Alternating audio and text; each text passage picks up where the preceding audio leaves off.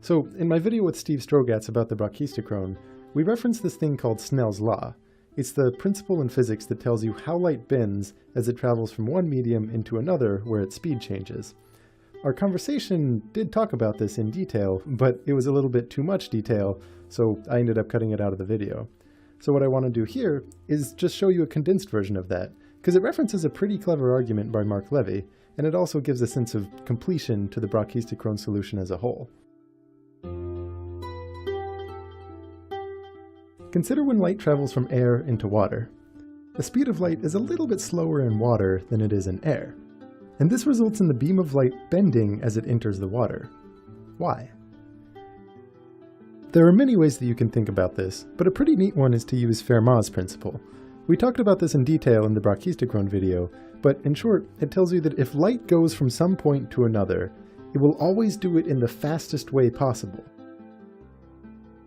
Consider some point A in its trajectory in the air, and some point B on its trajectory in the water.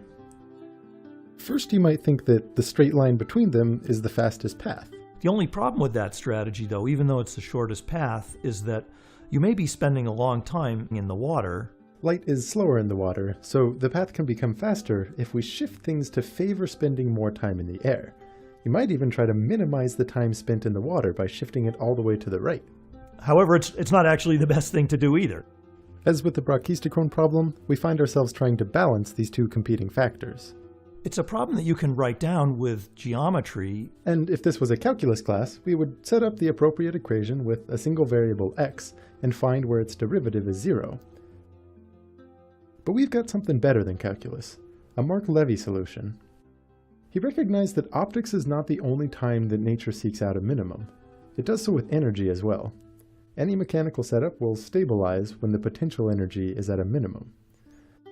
So for this light into media problem, he imagines putting a rod on the border between the air and the water, and placing a ring on the rod, which is free to slide left and right.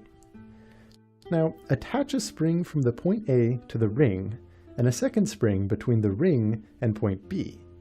You can think of the layout of the springs as a potential path that light could take between A and B. To finagle things so that the potential energy in the springs equals the amount of time that light would take on that path, you just need to make sure that each spring has a constant tension, which is inversely proportional to the speed of light in its medium. The only problem with this is that constant tension springs don't actually exist. That's right, they're unphysical springs, but there's still the aspect of the system wanting to minimize its total energy. That physical principle will hold even though these springs don't exist in the world as we know it. The reason springs make the problem simpler, though, is that we can find the stable state just by balancing forces. The leftward component of the force in the top spring has to cancel out with the rightward component in the force of the bottom spring. In this case, the horizontal component in each spring is just the total force times the sine of the angle that spring makes with the vertical. And from that, out pops this thing called Snell's law, which many of us learned in our first physics class. Snell's law says that sine of theta divided by the speed of light stays constant when light travels from one medium to another, where theta is the angle that beam of light makes with a line perpendicular to the interface between the two media. So there you go, no calculus necessary.